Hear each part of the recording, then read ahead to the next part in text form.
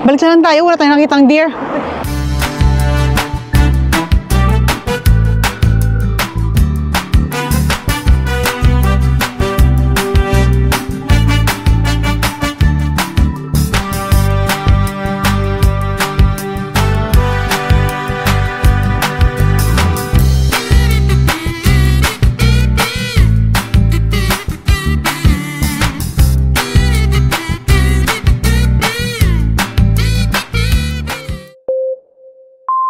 Good morning, guys! It's our 4th day in Tromsø and it's raining again. But yesterday was a perfect day para sa amin, Tito Mark. So today, it's raining. It's okay. Walang problema. Good thing is, nakilala namin yung host ng aming Airbnb. And then, nagtanong kami kung saan pa mas magandang pumunta. And then, he said na magandang pumunta sa Valyova.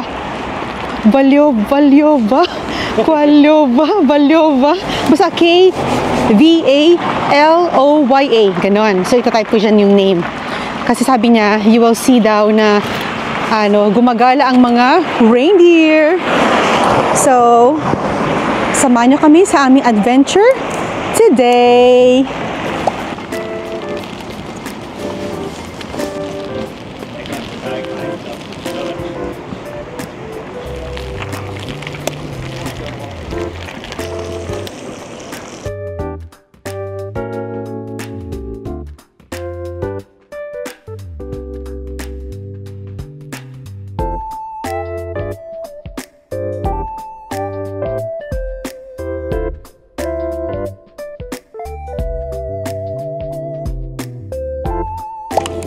Sarap. Sarap. I love it. Bumili kami ng sweeper ticket. It's an only ride for 24 hours. So, sakto siya kasi pala kami pumunta sa Valyova. Doon tayo makakakita ng mga deer. So actually, tinatanong ko ni Mark kung saan daw exactly daw doon. Hindi ko na alam. Pero sabi ko sa kanya, i-explore natin kung paano pumunta doon. We're here in the bus station. Nag-aantay tayo ng aming bus 42 going to Ejoksen. Ayan ang aming bus 42. Ayan na, Ejoksen. Oh, sakto lang go. Sakto, Ejoksen. Sakto.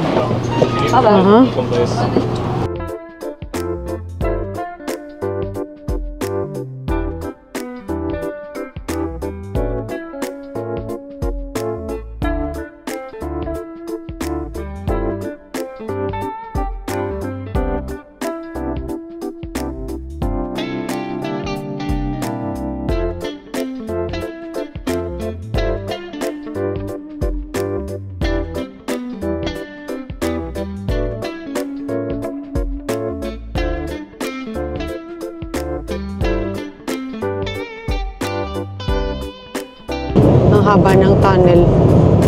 Lala. Meron pa yan? Meron pa yung roundabout.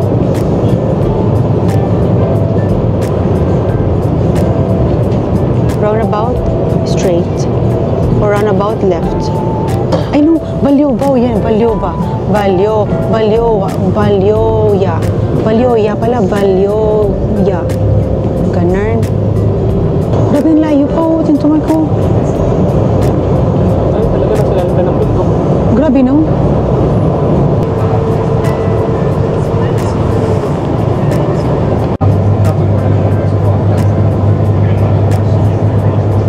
Bumaba na kami sa Ejoksen. Wala kami nakikitang deer. Si Tito Mark, kanina may nakita siya dong deer sa along the way. Kaso medyo malayo na siya sa sa next na bus stop. Hindi tayo lumayo kasi yung bus stop eh. Kaya nga eh. So, picture tayo dito. Nasaan yung mga deer? Deer, oh deer. Ayaw pakita. Tingnan nyo aming tanawin. Siya, para siyang harbor din. North Harbor. Charot. Baba tayo dun. Uy, nasaan yung mga deer? Baka siguro masyadong late na tayo lang for the deer. No? Baka nagtago na sila. Kasi nga ang Imagine 3 o'clock ha, 3:05 in the afternoon, sunset na. So, talagang pa-winter na sa kanila dito. Kasi, mabilis, maiksi lang yung araw at mahaba ang gabi. Tingin tayo dito, baka meron tayong mas pata na deer. 3:05? Ano oras na lang ga? Matagal pa yung next. Ano next? 3:05. Ano oras na ba ngayon? 3:54. 3:54? 2:54. 2:54? Balik na lang tayo, wala tayong nakitang deer. Reindeer. Deer, oh dear. Baka inaantok na. Kasi gabi na daw eh. Center na. Na-late kami. Siguro dahil nga pa sunset na kaya wala na sila masyado. Oo. Eh kung siguro na paaga ating pagpunta, baka may chance na gumagala sila. Eh bakit nandun ka rin sa baba, nakita mo? Oo nga, gumagalaw sila eh. Ang hirap pa natin. Doon sa beach? Sayang. Kaya mo na, doon na lang tayo ulit. Balik na lang tayo guys. Dito Mark, yung driver, siya pa rin. Sabihin siguro ni Manong, ano kaya hindi ginagawa nilang vlog na to? Kuya, nag-road trip lang kami. On the way na kami pabalik ng Tromso. Habang sinasight ko yung paligid ko, may nakita akong deer. Sabi ko, may deer. Sabi ko, mapa tayo. So ngayon, naglalakad kami kasi nga nalampasan kami ng bus stop. Anyway, saglit lang naman niya. Mabilis lang kami maglakad dito, Mark. Uy, ang ganda ng mga bahay dito. Ayan na sila, finally. Napuntahan namin yung aming gustong makita. Hello, dear. Ayan na sila, Tito Mark. Ang dami nila. Ulala.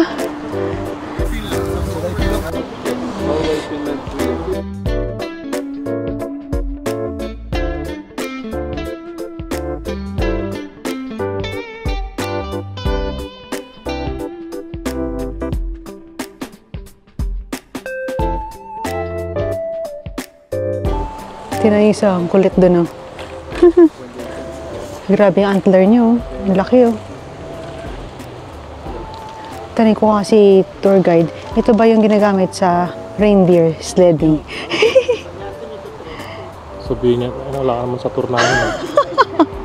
Sabihin niya nakalibre ka sa sa tour information Nagtatanong ka. Tito Mark, I'm so happy. Nakita natin sila. Yay! Worth it ang aming pagpunta. Buti na lang nakita ko, Tito Mark. Kaya nga. At buti na lang, Tito Mark, nakita mo rin kanina. Kasi inaasahan ko din na habang tayo ay pabalik, baka masilayan natin si deer. Oh dear! This is only 3:36 in the afternoon.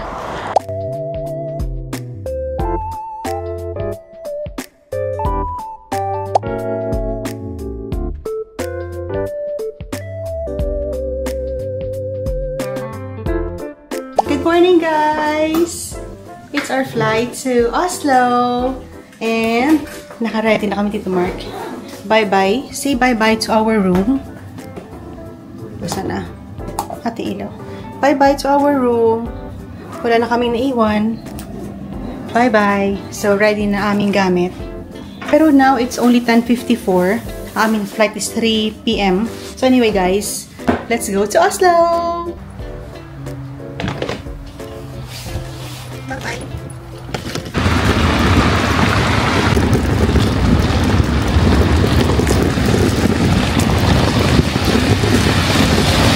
Nakasakay na kami ni Tito Mark sa bus. This is bus 42 going to the airport. So 15 minutes lang ang kanyang travel time from our accommodation. 22.5. Perfect. Check na siya. Go, go! Mark Anthony Chu. My last hotdog. In Tromso. Sarap. Yum, yum, yum. na hotdog. Inubos mo ang ketchup ah. I love ketchup. Nakita ko na tinaktak mo yung ketchup ah. Ayaw lumabas eh. Hindi daw ah, hindi daw. Ako daw ang addict sa hotdog. Tingnan mo, naka-take 2 yan. Guys! Uy, ang kapal na ng snow! Look! Nakikita nyo? Ayan na siya! Ang kapal na ng snow! Look oh! Kaya nga eh. OMG! Bye-bye, Tromso. Hindi mo man lang kami pinatikim ng snow.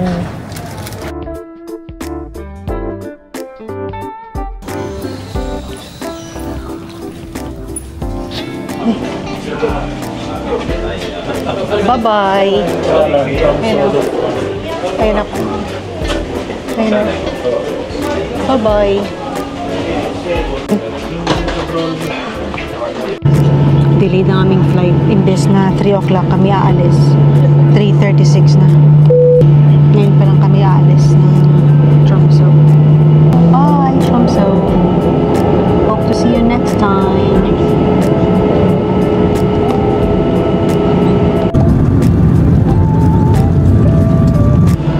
We landed in Oslo. Another adventure. Ako na. Hindi naman, no? Tinan mo na. Okay lang. I can manage, Tito Mark.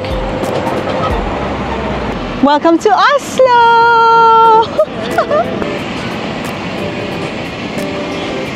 Buti na lang may nakita kaming kabayan na tutulong sa amin kung saan bibili ng ticket. Nakasakay na kami ni Mark sa train. Buti na lang yung kabayan sa likod. Yung mother nung nakasama namin kanina na bumili ng ticket.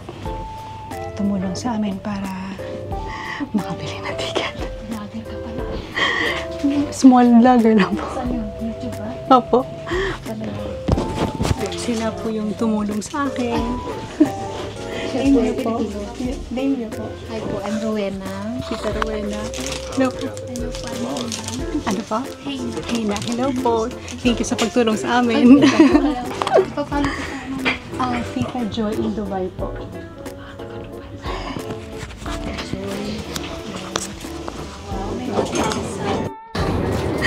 Maliit pa lang po. Lumaba kami dun sa may National Theater. And then from there, magta-tram kami. So, doon na naman kami. Doon na naman kami dito, Mark. Makipagsapalaran kung paano kami makakarating to sa amin pupuntahan. Pero thank you sa inyo, Tita, Kakahina. Thank you so much sa pagtulong sa amin. So, bumaba kami ng train. Lipat kami ng track 1 kasi hindi alam kung sira ba yung train na yun. So, lipat kami ng track 1. Kay Tita Rowena, thank you. And sa daughter mong napakabait. Thank you so much, ha. Thank you. Super appreciated namin, Tito Mark, yung tulong po ninyo. And we hope na makabalik kami dito at makagala ulit. Another struggle kami, Tito Mark, kasi dati namin ng Lillestrøm train station. Kailangan niya mag-stop kasi parang kailangan i-maintain. Merong train maintenance. So, pagsakay namin doon kanina sa airport, isang station lang binabaan. Kailangan na naman namin lumabas kasi nasiraan ata yung train. So, now we're here sa bus terminal. I don't know kung ito yung bus na aming sasakyan, pero pina-follow na lang namin yung flow ng tao. So, let's see kung dun ba kami dadalhin sa Central Station. Finally, guys, after ng aming mahaba-habang struggle, nakarating kami sa aming Airbnb. Ang ganda, oh. May sofa, may pa round table pa dyan. Oh, meron pa ditong dining table. And this is our room. Let me see. Ayan. Taray, di ba? May pa salamin pa dyan.